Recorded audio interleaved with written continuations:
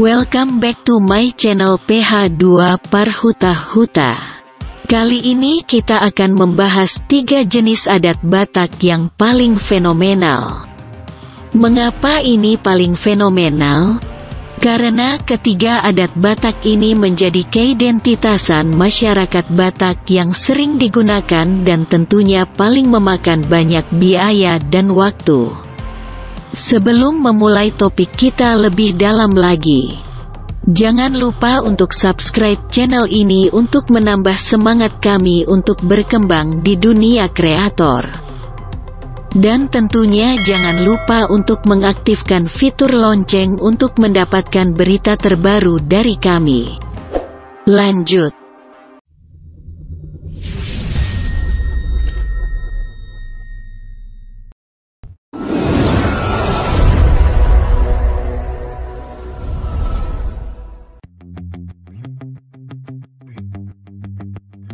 Adat pernikahan Batak.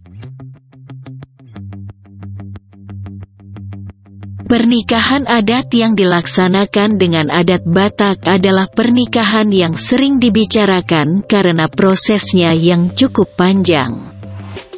Sudah bukan menjadi rahasia umum lagi kalau pernikahannya akan melaksanakan banyak ritual. Memang apa saja sih prosesi pernikahan adat Batak? Yuk kita simak hal apa saja yang dilakukan untuk melaksanakan pernikahannya. 1. Mangaririt. Persiapan pernikahan dalam tahap ini adalah tahap memilih gadis yang akan dijadikan istri yang sesuai dengan kriteria laki-laki atau keluarganya. Biasanya ritual ini dilakukan kalau calon mempelai laki-laki adalah seseorang yang sering merantau, sehingga calon laki-laki nggak sempat untuk mencari pasangannya sendiri. 2. Mangalehon tanda. Mangalehon tanda maknanya memberi tanda apabila laki-laki telah menemukan perempuan sebagai calon istrinya, kemudian keduanya saling memberikan tanda. Laki-laki biasanya memberikan uang kepada perempuan, sedangkan perempuan menyerahkan kain sarung kepada laki-laki. Setelah itu maka laki-laki dan perempuan tersebut telah terikat satu sama lain. Laki-laki lalu memberitahukan hal tersebut kepada orang tuanya, lalu orang tua laki-laki akan menyuruh perantara atau domu-domu yang telah mengikat janji dengan putrinya. 3. Marhusip. Marhusip dapat diartikan sebagai berbisik, artinya adalah sebuah pembicaraan yang bersifat rahasia atau disebut juga sebagai perundingan antara utusan calon pengantin laki-laki dengan wakil dari calon pengantin perempuan. Biasanya didiskusikan tentang mas kawin yang tidak boleh diketahui secara umum karena dikhawatirkan akan terjadi kegagalan dari acara ini. 4. Martumpol. Martumpol bagi orang Batak Toba bisa disebut juga sebagai acara pertunangan, tetapi secara harfiah martumpol merupakan acara kedua pengantin di hadapan pengurus jemaat gereja diikat dalam janji untuk melangsungkan pernikahan. Upacara adat ini diikuti oleh orang tua kedua calon pengantin dan keluarga mereka beserta para undangan yang biasanya diadakan di dalam gereja. Karena yang mengadakan acara martumpol ini kebanyakan adalah masyarakat Batak Toba yang beragama Kristen.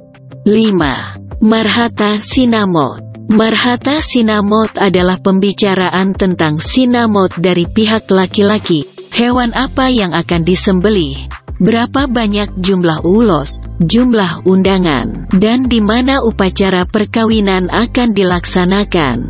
Acara ini disebut juga sebagai acara perkenalan resmi kedua belah pihak keluarga. 6. Martonggo Raja.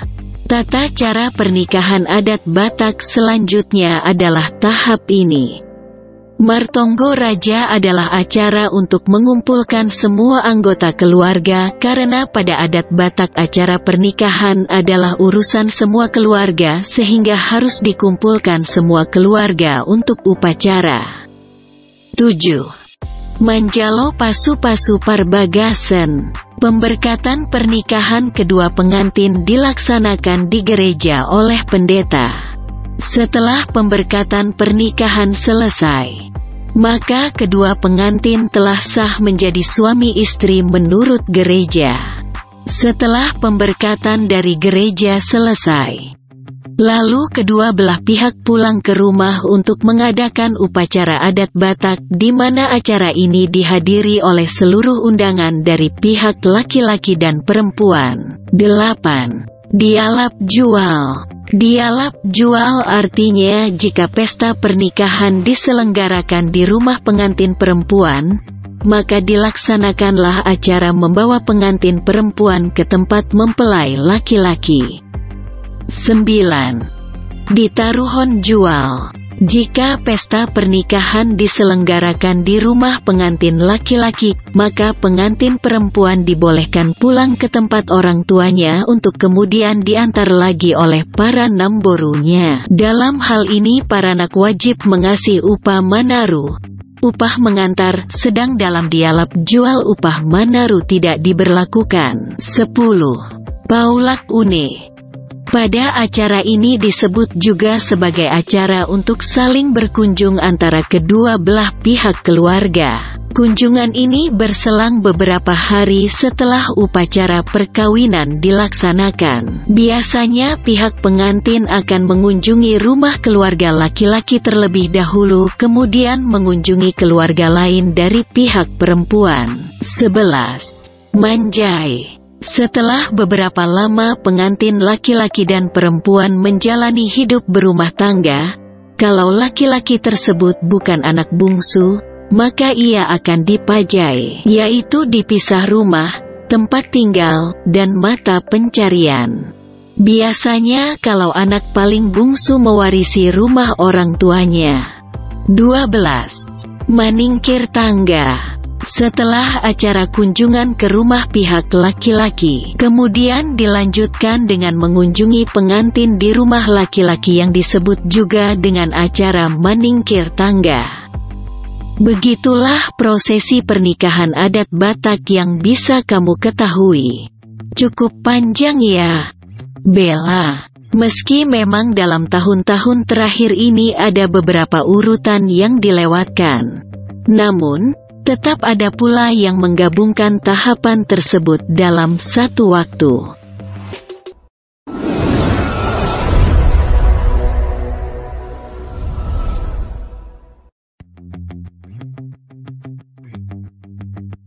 Adat kematian dalam suku Batak. Status hamatean atau meninggal dunia, kematian pada tradisi Batak yaitu sarimatua, meninggal sesudah mempunyai cucu baik dari anak laki-laki atau perempuan, tetapi masih ada anaknya lelaki atau perempuan yang belum berumah tangga, hotripe. Sari artinya masih ada tugas yang belum terlaksana, maksudnya tugas menikahkan anak. Saurmatua, meninggal sesudah mempunyai cucu dari semua anaknya laki-laki dan perempuan atau semua cucunya sudah mempunyai anak. Mauli bulung dilaksanakan ketika anak dan cucunya belum ada yang meninggal. Pada status saurmatua dan mauli bulung, tidak ada ratap tangis atau kesedihan, tetapi pesta sukacita karena yang meninggal telah meninggalkan contoh teladan kesempurnaan hidup secara keduniawian. Meskipun demikian, jika ada tangis, diperkenankan untuk luapan emosi sesaat, tidak diperkenankan berlama-lama.